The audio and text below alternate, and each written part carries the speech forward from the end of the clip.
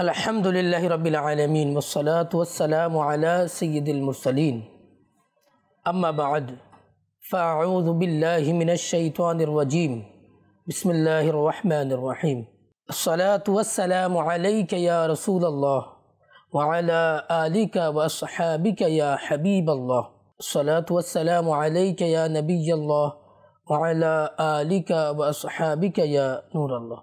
মাদানী চ্যানেলের দর্শকবৃন্দ, দুরূদ শরীফ পাঠ করার অগণিত ফজিলত এবং বরকত রয়েছে। রাসূল করিম রাউফুর রহিম আখরি নবী হযরত মুহাম্মদ সাল্লাল্লাহু তাআলা আলাইহি ওয়াসাল্লাম ইরশাদ করেন, যে ব্যক্তি আমার উপর সকালে 10 বার আর সন্ধ্যায় 10 বার দুরূদ শরীফ পাঠ করবে, কিয়ামতের দিন আমি তার জন্য শাফাআত করব। সাল্লু আলাল হাবিব সাল্লাল্লাহু তাআলা আলা মুহাম্মদ সাল্লাল্লাহু আলাইহি ওয়াসাল্লাম। মাদানী চ্যানেলের দর্শকবৃন্দ, উপস্থিত হয়েছি আত্মিক ব্যাধি অনুষ্ঠানে। আর আত্মিক ব্যাধি অনুষ্ঠানে আমরা একটা বিষয় নিয়ে, আত্মিক ব্যাধি নিয়ে আলোচনা করে থাকি। তো আজ একটা আত্মিক ব্যাধি যার নাম হচ্ছে হিরস, এটা নিয়ে আমরা আলোচনা করব। তো আমরা আমাদের অনুষ্ঠানের মধ্যে প্রথমে হিরসের সংজ্ঞা, তারপর আল্লাহ সুবহানাহু ওয়া তাআলা কুরআনে কারীমের মধ্যে হিরসের ব্যাপারে কি বলেছেন, তারপর রাসূল করিম সাল্লাল্লাহু আলাইহি ওয়াসাল্লাম হিরসের ব্যাপারে কি বলেছেন, এ সম্পর্কে আমরা জানব। তো প্রথমে আমরা জেনে নিই যে হিরস কাকে বলা হয়। আকাঙ্ক্ষা, হিরস আরবি শব্দ, এর অর্থ হচ্ছে বাংলা লোভ, আর পারিভাষিক অর্থে আকাঙ্ক্ষার আধিক্যের ইচ্ছা করার নাম হচ্ছে লোভ। মন্দ হিরস হচ্ছে যে নিজের অংশ পাওয়ার পরেও অন্যের অংশ নেওয়ার জন্য লালসা রাখা, কোনো কিছু দিয়ে মন না ভরা, সব সময় আধিক্য আর আধিক্যের আকাঙ্ক্ষা করা। আর হিরসকারীকে লোভী বলা হয়, আর আরবিতে হারিস বলা হয়। সাধারণত হিরসের সম্পর্ক ধন দৌলতের সাথে থাকে, কিন্তু আসলে বিভিন্ন বস্তুর সাথে লোভের সম্পর্ক থাকতে পারে। কেউ যদি মালের লোভী হয় তাকে মালের হারিস বলা হয়, মালের লোভী, সম্পদের লোভী। কেউ যদি খাবারের বেশি লোভী থাকে তাকে বলা হয় খাবারের লোভী। কেউ যদি গুনাহের লোভী থাকে তাকে গুনাহের হারিস বলা হয়, গুনাহের লোভী। তো আব্দুল মুস্তাফা আজমি রহমতুল্লাহি তাআলা লিখেন যে লালসা, লোভ এর সম্পর্ক খাবারের সাথেও রয়েছে, লেবাসের সাথেও রয়েছে, ঘরের সাথেও রয়েছে, দ্রব্যের সাথেও রয়েছে, ধন দৌলতের সাথে রয়েছে, ইজ্জত, সম্মান, মর্যাদার সাথেও রয়েছে। ইভেন প্রতিটি নিয়ামতের সাথে লোভের সম্পর্ক রয়েছে। আল্লাহ আযজা ওয়া জাল্লা কুরআনে পাকের মধ্যে ইরশাদ করেন, ওয়ালা তাজিদান্নাহুম আহরাসান নাসি আলা হায়াতিন, এবং তুমি অবশ্যই তাদেরকে দেখবে যে অন্য লোকদের চেয়ে জীবন যাপনের ব্যাপারে তারা বেশি লোভী। ওয়া মিনাল্লাযীনা আশরাকু, এবং যারা শিরিক করে, তো যারা শিরিক করে, যারা মুশরিক, তারা চায় তাদের বয়স যেন 1000 বছর হয়। ওয়ামা হুয়া বিমুজাহজিহি মিনাল আযাবি আইয়ুআম্মারা, তো তাদের এই দীর্ঘ বয়সের আকাঙ্ক্ষাটা তাদেরকে আল্লাহর আযাব থেকে রক্ষা করবে না। ওয়াল্লাহু বাসীরুম বিমা ইয়ামালুন, তো তারা যা করছে আল্লাহ তাআলা সব দেখছেন। সাদরুল ফাজিল হযরত আল্লামা মাওলানা সৈয়দ মুহাম্মদ নঈমউদ্দিন মুরাদাবাদী রহমতুল্লাহি তাআলা আলাইহিল হাদি খাজাইনুল ইরফানের মধ্যে এই আয়াতে মোবারকার আলোকে ইরশাদ করেন, মুশরিকদের একটি দল যারা অগ্নিপূজক, তারা যখন পরস্পরের সাথে সাক্ষাৎ করে তারা বলে যে 1000 সাল, অর্থাৎ তারা একে অপরকে বলে যে তুমি 1000 বছর জীবিত থাকো, মানে এটা সম্বোধন করে। তো মুশরিকদের আকাঙ্ক্ষা হচ্ছে 1000 বছর জীবিত থাকা। তারা জীবন যাপনের ক্ষেত্রে খুব লোভী। হযরত সাইয়েদুনা আনাস বিন মালিক রাদিয়াল্লাহু তাআলা আনহু থেকে বর্ণিত যে শাহেনশাহে মদিনা, करार क़ल्ब व सीना, फैज़ गंजीना, साहिब मुअत्तर पसीना, बाइस नुज़ुल सकीना, आखिरी नबी মুহাম্মদ আরবি সাল্লাল্লাহু তাআলা আলাইহি ওয়াসাল্লাম ইরশাদ করেন, যদি আদম সন্তানের কাছে স্বর্ণের 2টি উপত্যকা থাকে, তারপরে সে 3য় উপত্যকার আকাঙ্ক্ষা করবে। এবং ইবনে আদম অর্থাৎ আদম সন্তানের পেট কেবলমাত্র মাটি পূর্ণ করতে পারে। তো মানুষের আকাঙ্ক্ষার মানে শেষ নাই। কারো কাছে একটা দোকান আছে, 2টা দোকান করতে চায়। কারো কাছে একটি গাড়ি আছে, সে 2টি গাড়ি করতে চায়। কারো কাছে একটি বাড়ি, সে সে আরও 2টা বাড়ি করতে চায়, কারো কাছে এত লাখ টাকা আছে তো আরও বেশি চায়, দ্বিগুণ, মানে চাহিদার শেষ নেই।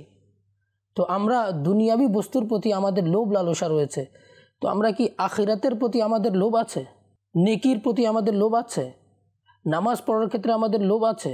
তাসবিহ তাহলিলের ক্ষেত্রে আমাদের লোভ আছে? মাদানী চ্যানেলের দর্শকবৃন্দ, আমরা একটু চিন্তা করে দেখি যে আমরা এমন তো নয় যে আমরা দুনিয়াবি বস্তুর দিকে আমাদের লোভটা বেড়ে গিয়ে আমরা আখিরাত থেকে অনেক দূরে চলে যাচ্ছি।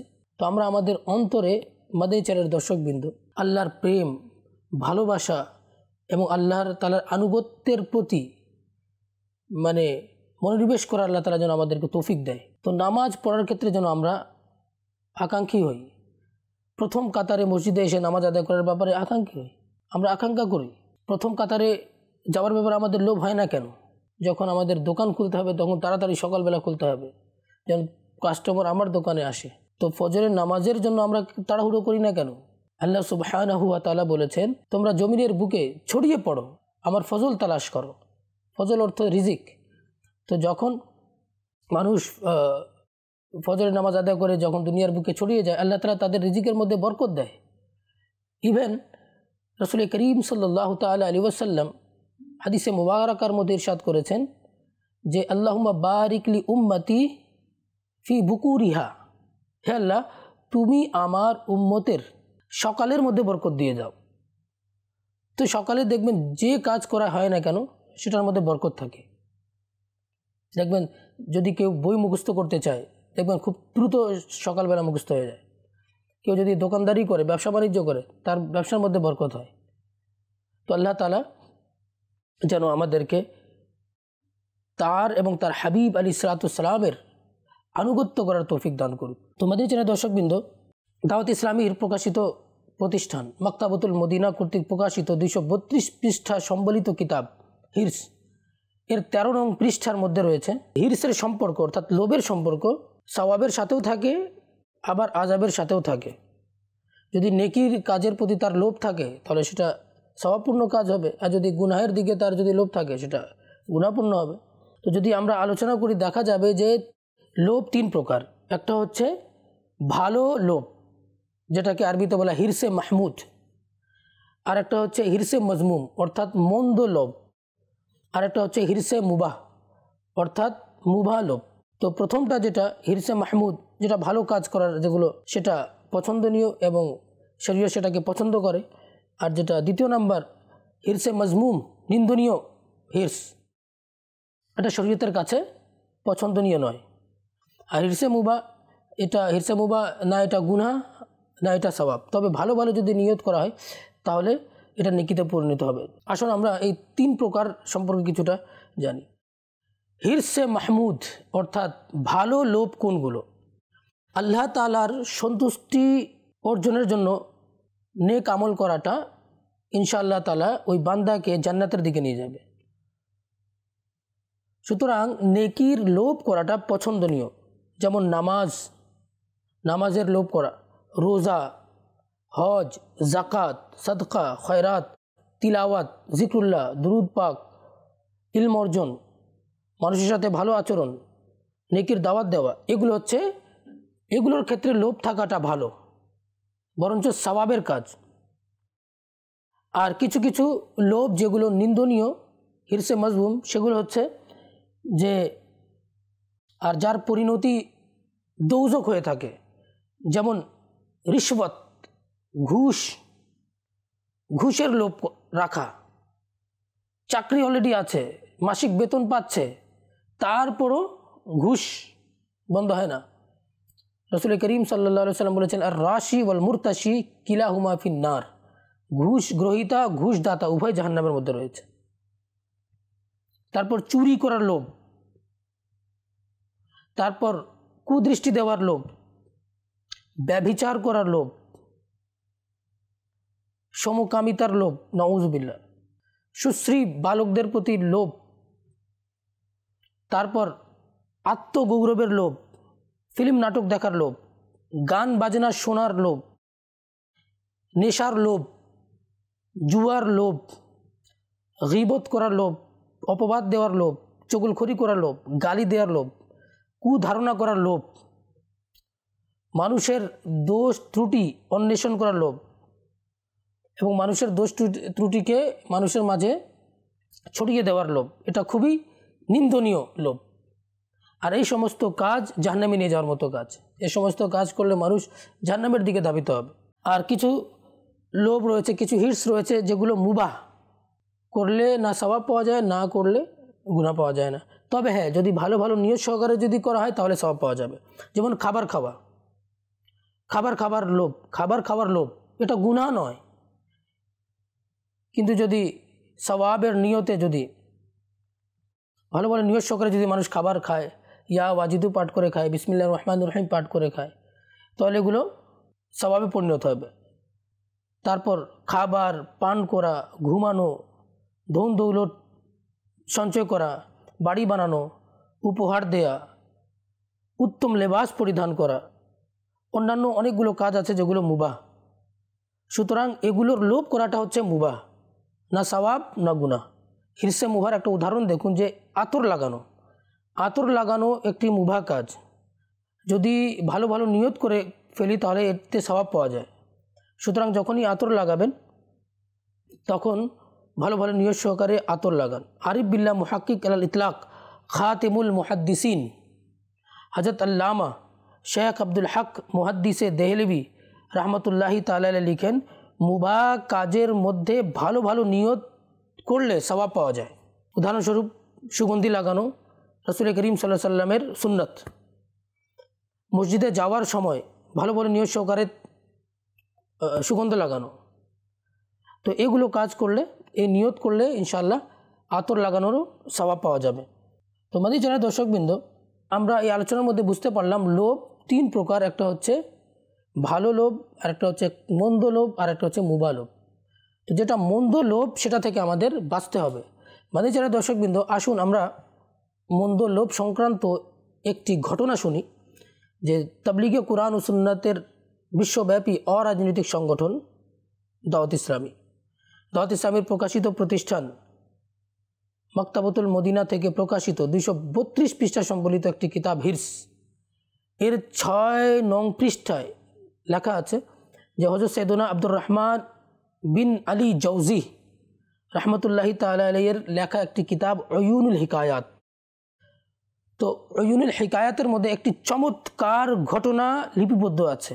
লেখা আছে, কারো বাসায় একটি নাগিনী থাকতো, যে প্রত্যেক দিন একটি সোনার ডিম পাড়ত। আর ঘরের মালিক ওই যে ফ্রিতে, বিনামূল্যে এই সম্পদ পাওয়ার কারণে খুব আনন্দিত থাকতো। আর সে নিজের ঘরের লোকদেরকে বলে রেখেছিল যে এই ডিমের কথা যেন কাউকে না বলে। কয়েক মাস পর্যন্ত এই ধারা অব্যাহত থাকে আর সে ডিমটি দিতে থাকে।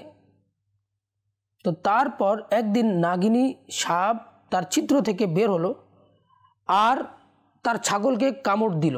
ছাগল অন দ্য স্পট ডেথ, মারা গেল। তো তার মানে বিষ এমন বিষাক্ত ছিল যে অন দ্য স্পট ডেথ হয়ে গেল। এটা দেখে ঘরের লোকেরা খুবই রাগান্বিত হলো আর নাগিনীকে মারার জন্য খুঁজতে লাগলো। তো ঘরের মালিক তাদেরকে, পরিবারের লোকদেরকে এটা বলে ঠান্ডা করে দিল যে আমাদের যে ছাগল মারা গিয়েছে তার চেয়ে যে আমাদের প্রত্যেক দিন একটা ডিম পাওয়া যায়, স্বর্ণের ডিম, তার মূল্য অনেক বেশি।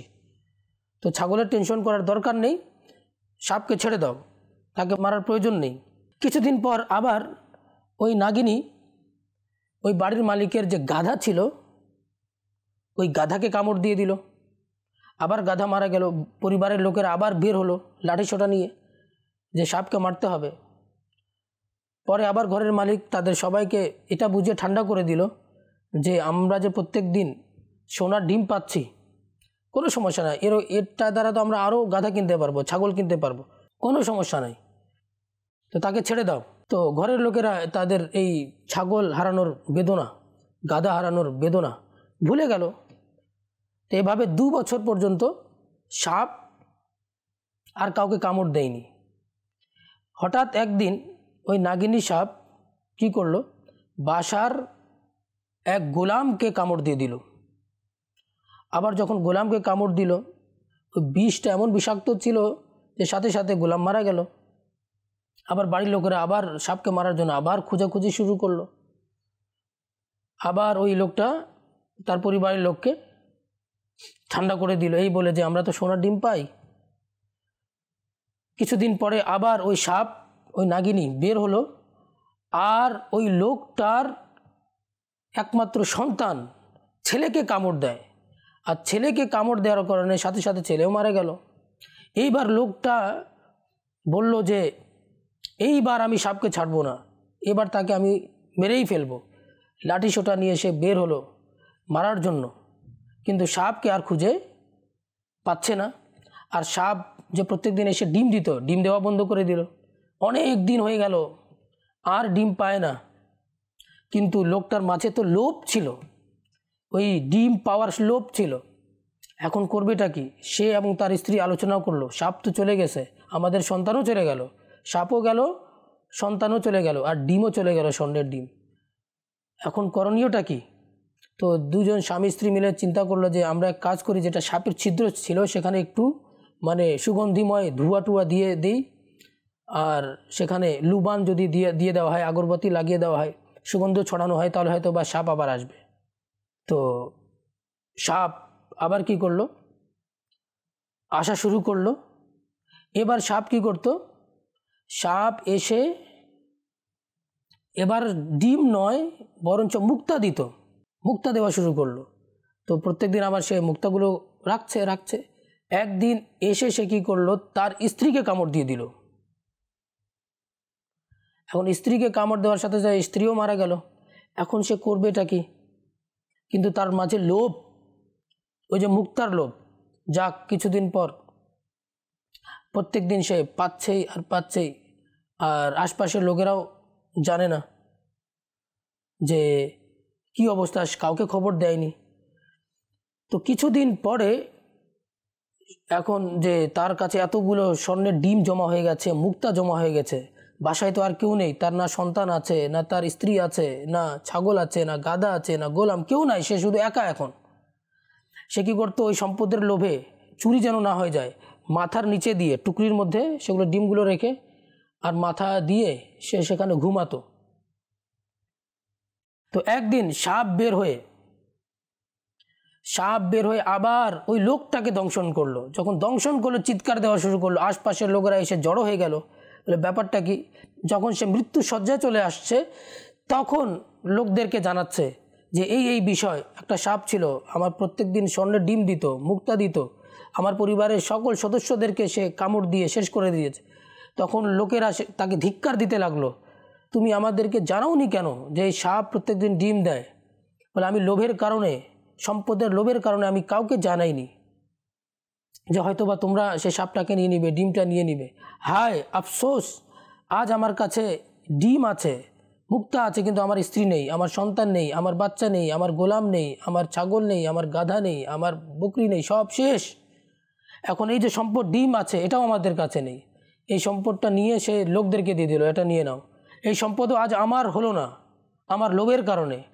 আজ লোকেরা বলতে লাগলো, দেখো আজকে তুমি যদি আমাদেরকে প্রথমে জানিয়ে দিতে, আর আমরা ওই নাগিনী সাপকে যদি প্রথমেই মেরে ফেলতাম, আজকে তোমার গাধা মরতো না, আজ তোমার ছাগল মরতো না, তোমার গোলাম মারা যেত না, তোমার একমাত্র পুত্র সন্তান মারা যেত না, না তোমার স্ত্রী মারা যেত, এবং না তুমি মারা যেতে। তোমাদের চ্যানেলের দর্শকবৃন্দ, এই ঘটনা দ্বারা আমরা কি বুঝলাম? যে চাই আরও চাই, লোভ শেষ হয় না। যে আদম সন্তানের পেট মাটি ভরতে পারবে, একটা স্বর্ণের পাহাড় থাকলে আরেকটা স্বর্ণের পাহাড় লাগবে, একটা গাড়ি থাকলে আরেকটা গাড়ি লাগবে, একটা বাংলো থাকলে আরেকটা বাংলো লাগবে, 1 কোটি টাকা থাকলে 2 কোটি টাকা, একটা দোকান থাকলে 2টা দোকান। চাই আর চাই, সেটা হালাল পন্থায় কামাই করছে নাকি হারাম পন্থায়, সেটা দেখার কোনো বিষয় না, বাস টাকা উপার্জন। আরে যার জন্য টাকা উপার্জন করছেন, কিয়ামতের দিন তারা আপনাকে রক্ষা করবে না, মারা যাবেন, কে আপনাকে নেকির আমল দিবে? আপনার কিয়ামতের দিন ভাইয়ের হবে না, কিয়ামতের দিন বাবা মা সন্তানের হবে না। হ্যাঁ, কিয়ামতের দিন যদি রাসূল করিম সাল্লাল্লাহু আলাইহি সাল্লাম যদি দয়া করেন তাহলে আমাদের শাফাআত নসিব হবে। তো যার জন্য ডাকাতি করছেন, যার জন্য চুরি করছেন, যার জন্য লোভ লালসা করছেন, তাদের কাছ থেকে তো কিচ্ছু হবে না। আল্লাহ তাআলা কোরআন কারীমের মধ্যে বলছেন, ইয়া আইয়ুহাল্লাযীনা আমানু কু আনফুসাকুম ওয়া আহলিকুম নারা, হে ঈমানদারগণ, তোমরা নিজে বাঁচো এবং নিজের পরিবার পরিজনকে বাঁচাও ওই আগুন থেকে, যে আগুনের ইন্ধন মানুষ এবং পাথর হবে। কিন্তু আজকে আমরা পরিবারের জন্য এত কিছু করি, কিন্তু আমরা কি নিজে নামাজি হওয়ার চেষ্টা করেছি? যে আমি নিজে নামাজ পড়বো, আমার পরিবারবর্গকে নামাজ পড়াবো, নিজে নেককার হব, আমার পরিবারবর্গকে নেককার বানাবো, নিজে কোরআন তিলাওয়াত করব, আমার পরিবারবর্গকে কোরআন শেখাবো। আমাদের মাথায় কি এগুলো ইন্টেন্সিটি আছে? নাই। নেককার বানানোর কোনো চিন্তা নেই। নামাজ আমরা পড়ছি ওই দেখে দেখে। নামাজকে শুদ্ধ করতে হবে, নামাজের শর্ত আছে, নামাজের ফরজ আছে, নামাজের ওয়াজিব আছে, নামাজের মুস্তাহাব আছে। দুনিয়ার সব কাজ শিখি আমরা, ব্যবসা বাণিজ্য শিখি, কম্পিউটার শিখি, হুন্ডা নতুন বাইক নিয়েছে, বাইক চালানোর জন্য, ড্রাইভিং লাইসেন্সের জন্য, সেটা আবার হুন্ডা চালানো শিখে, পরীক্ষা পর্যন্ত দেয়, টাকা দিয়ে পরীক্ষা নেয়, লাইসেন্স নেয়। কিন্তু নামাজের জন্য কি আমরা নামাজ শিখেছি? কোরআন যে নামাজ পড়ার জন্য যে কোরআন শুদ্ধভাবে পড়তে হবে, আমরা কি কোরআন শিখেছি? অনেক সময় মসজিদে তো কোরআন ফ্রিতে শিক্ষা দেওয়া হয়, অনেক মসজিদে। আমরা কি কোরআন গিয়ে শেখার জন্য চেষ্টা করেছি? করি না। নতুন মোবাইল আসছে, মোবাইল চালানো শিখি না? মোবাইলও শিখি, ল্যাপটপ শিখি, হ্যাঁ, আইপ্যাড চালানো শিখি। কিন্তু নামাজের ক্ষেত্রে যখন আসে, আমরা যে দেখে আসতেছি আগে থেকে, তাদেরকে দেখে দেখে আমরা কি করছি? নামাজ আদায় করছি। প্রত্যেকটা জিনিসের একটা নিয়ম আছে, নীতিমালা আছে, সেই নীতিমালা অনুযায়ী আমল করতে হবে। আর সেই নীতিমালা অনুযায়ী যদি আমরা আমল না করি, নামাজের শর্ত থেকে যদি একটা শর্ত বাদ পড়ে যায়, নামাজ হবে? নামাজের ফরজ থেকে যদি একটা ফরজ বাদ পড়ে যায়, হবে? আমরা শিখি। আসুন আমরা দাওয়াত ইসলামীর মাদানী পরিবেশে চলে আসি, মাদানী কাফেলায় সফর করি। ইনশাআল্লাহ আল্লাহ আমাদের নামাজও পরিশুদ্ধ হয়ে যাবে এবং কোরআন তিলাওয়াতও পরিশুদ্ধ হয়ে যাবে। তোমাদের ছেলে দর্শকবৃন্দ, আজ এই পর্যন্ত। আগামী অনুষ্ঠানে আবারও একটা নতুন বিষয় নিয়ে আপনাদের সম্মুখে উপস্থিত হব। ততক্ষণ পর্যন্ত ভালো থাকুন, সুস্থ থাকুন। মাদানী চ্যানেল দেখতে থাকুন। সাল্লু আলাল হাবিব সাল্লাল্লাহু তাআলা আলা মুহাম্মদ সাল্লাল্লাহু তাআলা আলাইহি ওয়াসাল্লাম।